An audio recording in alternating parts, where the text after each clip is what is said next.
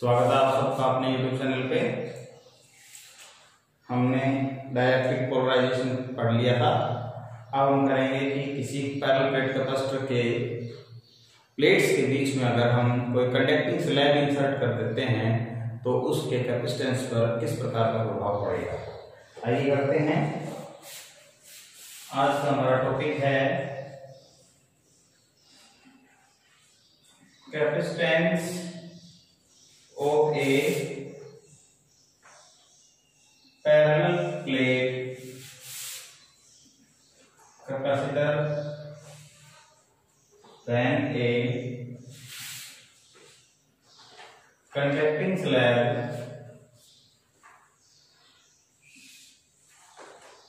is inserted between the plates of the capacitor। एक parallel plate capacitor है और उनकी दोनों प्लेट्स के बीच में हमने एक कंडक्टिंग स्लैब को इंसर्ट कर दिया है। फिर जो कैपेसिटेंस के ऊपर क्या इफेक्ट पड़ेगा वो हमें आज यहाँ कैलकुलेट करना है। देखिए हमारे पास एक पैरेलल प्लेट कैपेसिटर है और उनकी दो प्लेट्स ए और बी को मैंने यहाँ शो किया है। दोनों के बीच का जो डिस्टेंस सेपरेशन है वो क्या है, हमारा डी है। यहाँ पॉजिटिव चार्ज है, आपको पता है ए पर पॉजिटिव होता है, बी पर नेगेटिव, और पॉजिटिव जो आउटवर्ड होता है वो ग्राउंड कर देते हैं। अप्लाइड इलेक्ट्रिक फील्ड की डायरेक्शन ई नॉट हमारी इस प्रकार से होगी, पॉजिटिव से नेगेटिव। अब हमने एक कंडक्टिंग प्लेट को यहां इंसर्ट किया,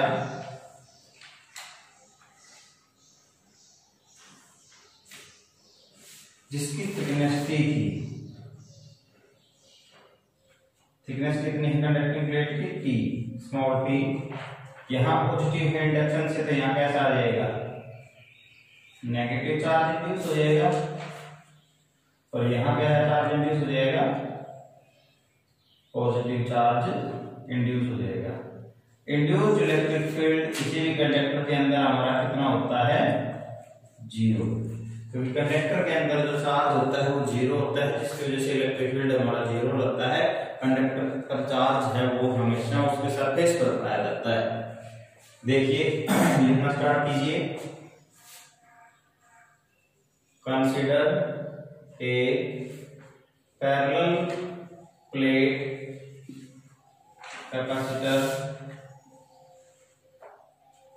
of having plates A and B, having plates A and B, having area of cross section, having area of the plate A and D be the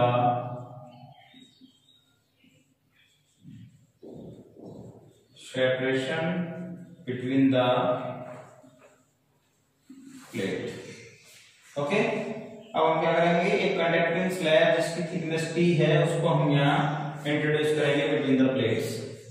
now we introduce a conducting plate of thickness T between the plates of the capacitor।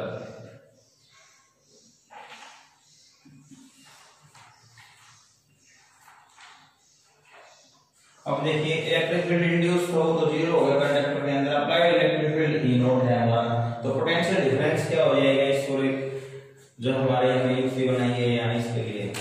Potential difference E is equal to V by L, V is equal to क्या हो जाएगा E into L length, तो E की जगह हमारा क्या है, E naught applied electric field, और टोटल डिस्टेंस बिटवीन क्या बचेगा अपना, D माइनस टी, क्या बचेगा, D minus T. D total separation था, T थिकनेस हमने यहाँ फिल कर दी, तो कितना बच गया, D माइनस टी हमारा टोटल लेंथ यहाँ बच जाएगा E नॉट के लिए। देखिए अब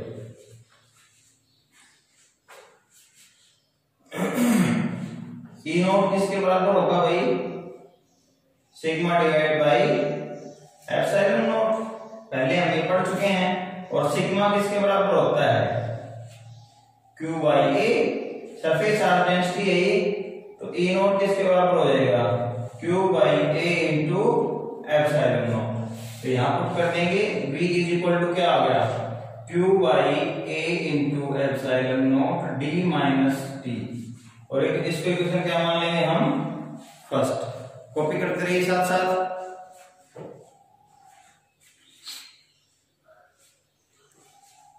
अब देखिए भाई हमें क्या कैलकुलेट करना है, हमें कैपेसिटेंस को कैलकुलेट करना है। तो Q is equal to C V, C is equal to Q by V, ये इक्वेशन सेकंड है, मान ली हमने भाई। V की वैल्यू को यहाँ इक्वेशन सेकंड में पुट कर दो, from equation first and second V get, V को यहाँ पुट करो भाई, तो C is equal to Q divide by Q A epsilon naught into D minus T, ठीक। Q से Q कैंसिल हो जाएगा, A एप्सिलॉन नॉट कहां चला जाएगा, सबसे ऊपर, C is equal to A epsilon not divide by D minus T, ये बच जाएगा अपने पास। D को यहां से नीचे से कॉमन ले लेते हैं, A epsilon not divide by D common आ गया, हमारा यहाँ क्या बच गया, 1 माइनस T बाई D, ये हमारा नया कैपेसिटेंस हो जाएगा, ठीक है।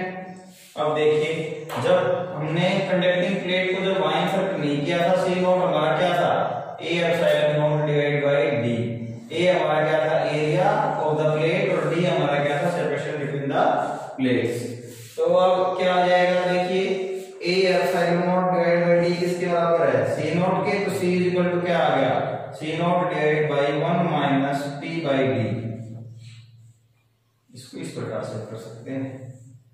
तो यहां से क्या पता लग रहा है हमें, कि अगर कोई कंडक्टिंग प्लेट हम इंसर्ट करते हैं between the plates of the parallel plate capacitor, then the capacitance increases, here the capacitance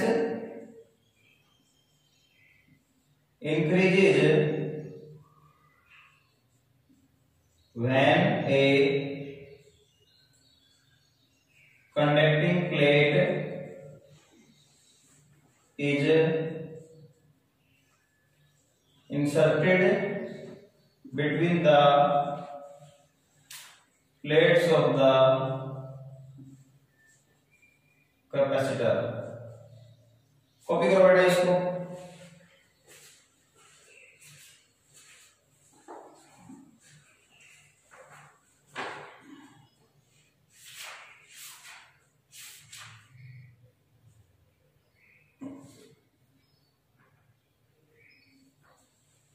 हो गया भाई। नेक्स्ट जो टॉपिक है हमारा, ये तो था भाई कंडक्टिंग स्लैब को हमने यहाँ इंसर्ट किया। अगर हम कोई डायरेक्ट्रिक स्लैब यहाँ इंसर्ट करते हैं between the plate of the capacitor, तब हमारा क्या होगा, तो देखिए करते हैं इसको भी। नेक्स्ट हमारा डेरिवेशन है कि भाई कोई डायरेक्ट्रिक स्लैब हमने यहाँ इंट्रोड्यूस कर दी between the plate of the capacitor. Heading डालो,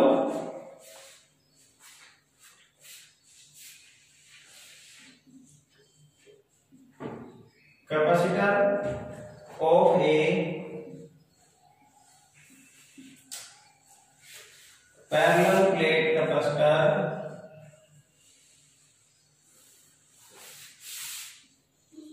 when a dielectric slab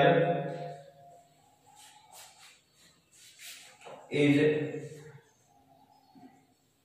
inserted between the plates of the capacitor. किसी कैपेसिटर के प्लेट्स के अंदर बीच में हम अब कोई डाइलेक्ट्रिक स्लैब को हम यहाँ इंट्रोड्यूस करेंगे। तो डाइलेक्ट्रिक स्लैब को जब हम यहाँ इंट्रोड्यूस करेंगे तो यहाँ E जो हमारा इंड्यूस होगा उसकी डायरेक्शन रहेगी पॉजिटिव से नेगेटिव। E इंट्रोड्यूस जो हमने किया वो क्या था, पॉजिटिव से नेगेटिव। और जो नेट इलेक्ट्रिक फील्ड है वो हमारा रिड्यूस करेगा, नेट इलेक्ट्रिक फील्ड हमारा रिड्यूस करेगा। वो किसके बराबर आएगा, हमने पहले भी किया था ये E0 minus EI is equal to E। Here E is the reduced electric field. और उसी प्रकार से इसको भी हम आगे करेंगे। देखिए डायग्राम तो मैंने थोड़ा एडजस्ट कर दिया है, यही आपको बनाना है। थिकनेस वही टी रखनी है, D is the separation between the plate, A is the area of the plate, और EI is the induced electric field, E0 is the applied electric field and E is the reduced electric field. Consider करना start कीजिए। Consider a parallel plate capacitor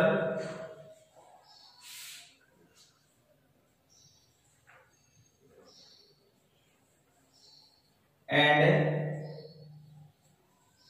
A be the area of the plates and D be the separation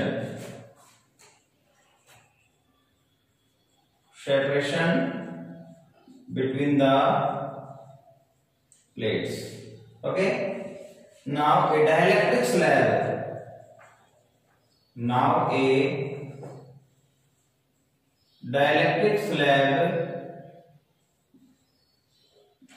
is introduced between the plates of the capacitor having thickness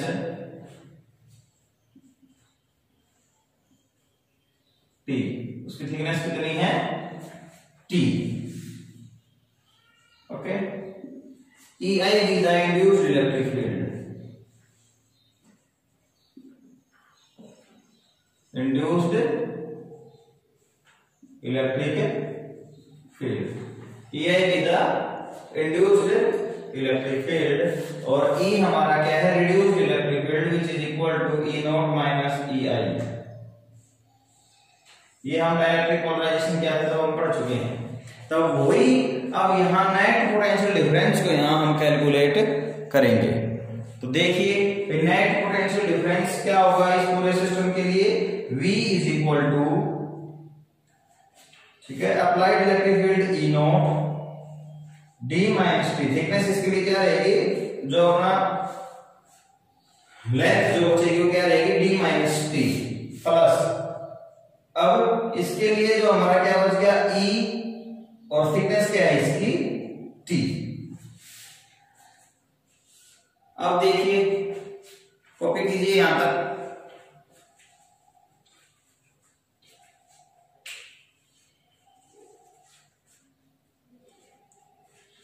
ठीक है, आगे करते हैं। देखिए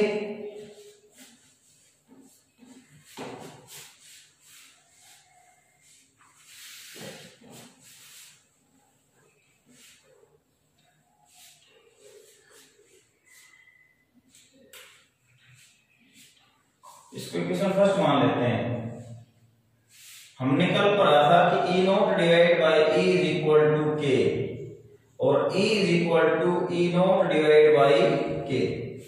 equation first में put कर देते हैं हम, फ्रॉम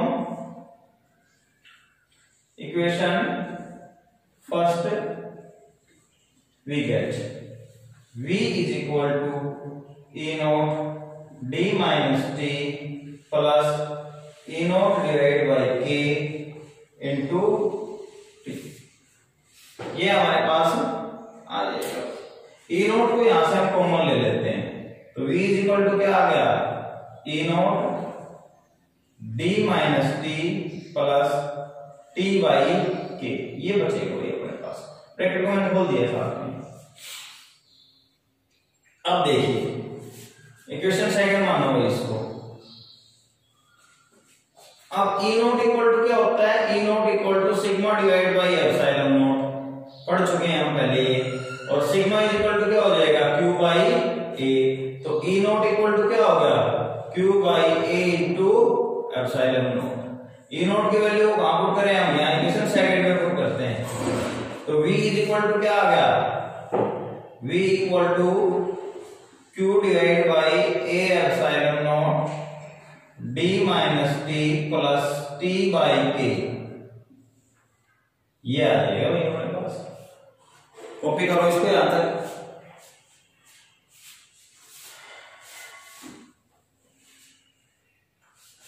इसको सेकंड मान लेते हैं, इसको मान लेते हैं।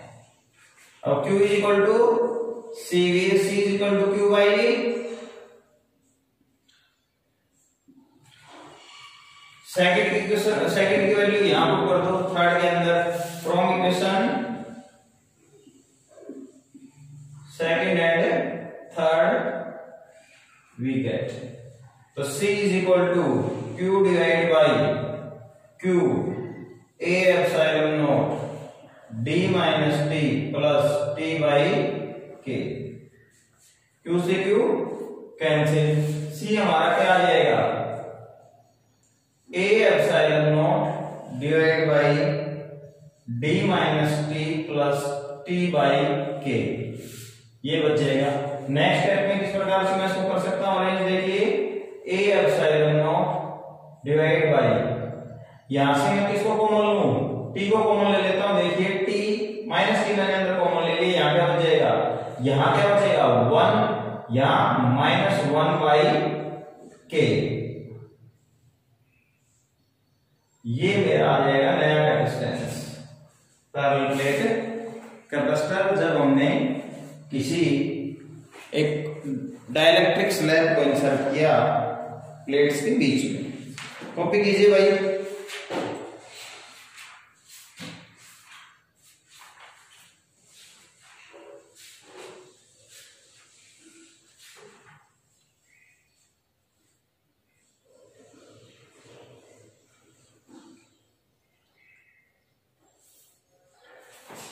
हो गया। तो देखिए हमारा यहां की जो कैपेसिटेंस है क्या करेगा, इंक्रीज करेगा। लास्ट फाइनल रिमार्क्स लिख लीजिए, here also the capacitance increase, यहां भी हमारा कैपेसिटेंस क्या करेगा, इंक्रीज करेगा। चाहे हम कंडक्टिंग स्लैब इंसर्ट करें, चाहे हम कोई डायरेक्ट स्लैब इंसर्ट करें पैरेलल प्लेट कैपेसिटर के लिए, तो वहां दोनों केसेस में हमारा जो कैपेसिटेंस है वो इंक्रीज करेगा। और कुछ छोटे मोटे नोट मैं आपको लिखवाऊंगा और उसके बाद ये चैप्टर यहाँ समाप्त हो जाएगा और इसके कैलकुलेशंस करेंगे। आज के लिए इतना काफी है। Thank you very much, have a nice day.